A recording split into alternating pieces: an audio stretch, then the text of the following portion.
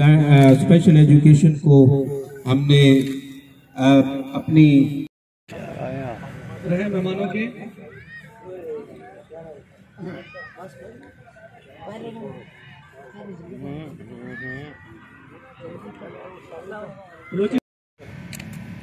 और बहुत से यंगस्टर्स भी इसमें मौजूद हैं।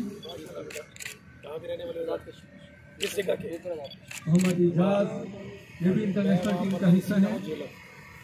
जिसको स्कूल को पार करे तो आगे भी तमाम ही हमारे नेशनल प्लेयर्स और इंटरनेशनल प्लेयर जो हैं वो इस इवेंट में शामिल हैं, जो बेहतरीन अपनी सलाहियतों का स्पोर्ट्स इंतज़ामिया और कमिश्नर साहब की मेहरबानी से और उनके ताउन से ये मुमकिन हो सका कि यहाँ हम इवेंट मुनक्किद कर रहे हैं। अब इस वक्त सिंध की टीम के साथ मेहमानों का तारुफ जारी है। पाकिस्तान ने कोविड के साथ जंग की है और अल्लाह के फजल करम से इसके ऊपर काबू पाया है। दुनिया उसकी मिसालें दे रही है। अमेरिका के अंदर कल किसी ने कहा कि काश हम पाकिस्तान से लर्न करते। राहुल गांधी ने इंडिया में मोदी साहब को कहा कि मोदी साहब पाकिस्तान से कुछ लर्न करते। तो अल्लाह का शुक्र है आपने कौम होने का सबूत दिया है। ये किसी एक आदमी का काम नहीं था, पाकिस्तानी कौम ने कौम होने का सबूत दिया है।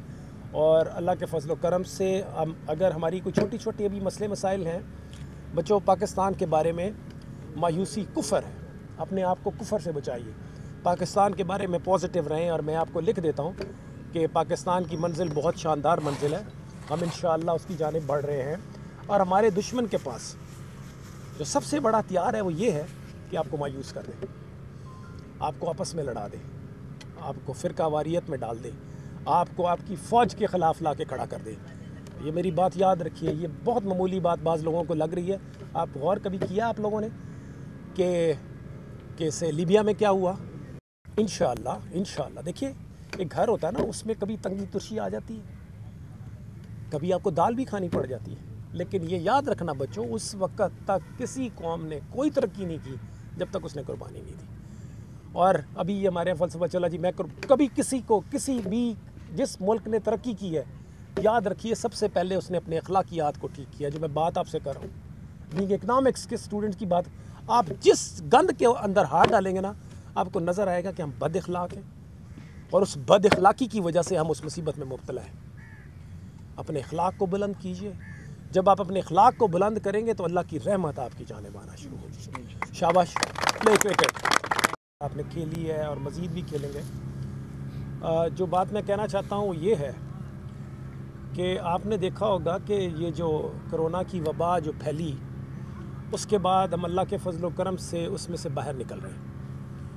और मुझे ये बताने में खुशी महसूस होती है, क्योंकि मेरा ये ख्याल था कि शायद हम ज़ीरो एक दिन आए कि हम ज़ीरो हमारे पास कोरोना के पेशेंट्स हों। ज़ीरो पे तो हम लोग नहीं गए, एक दिन हम चले गए थे ज़ीरो पे, लेकिन उसके बाद हम फिर ऊपर आ गए। अब बात ये है कि अगर 1.25 करोड़ की आबादी के अंदर 50 लोगों को कोरोना हो तो वो नेग्लिजिबल है।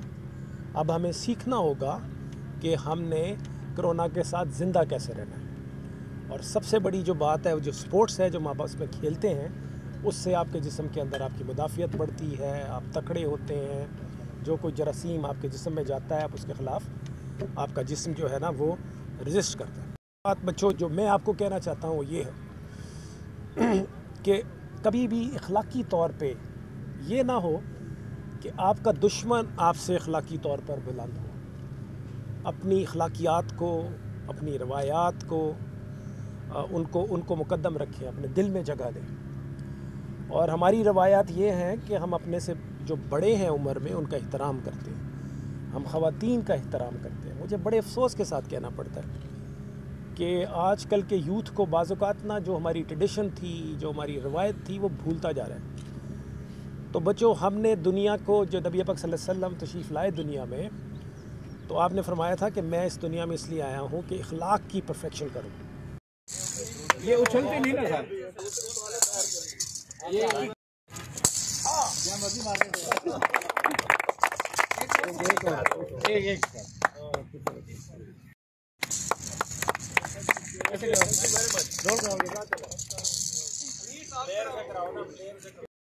आए हैं वो जिनका हमें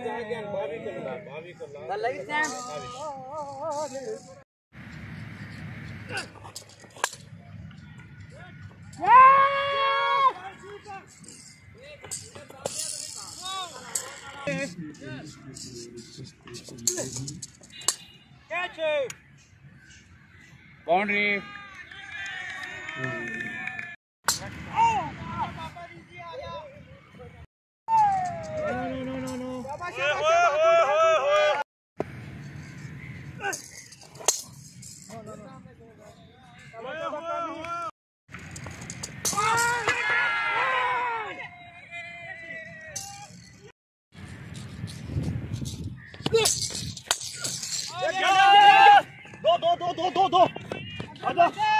दो जा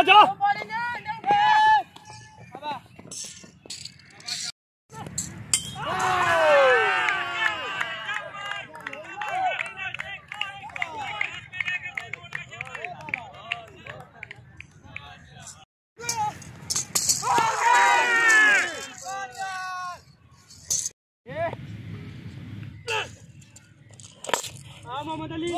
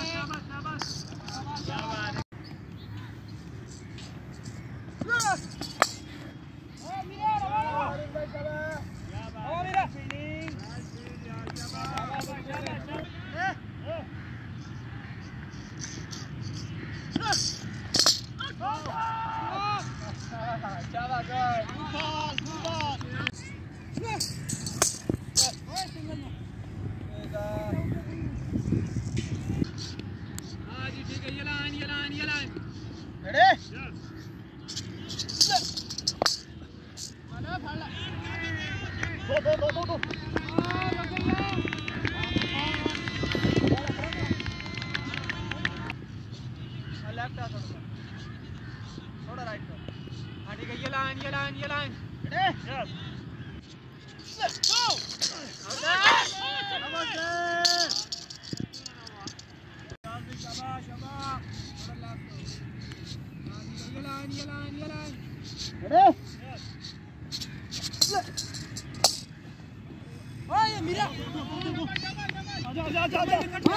बैटिंग मार चले आउटी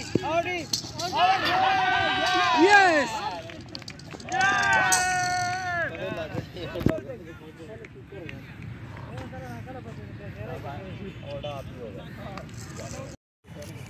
जी सामने देखिएगा जी सर, चलो सामने देखिएगा।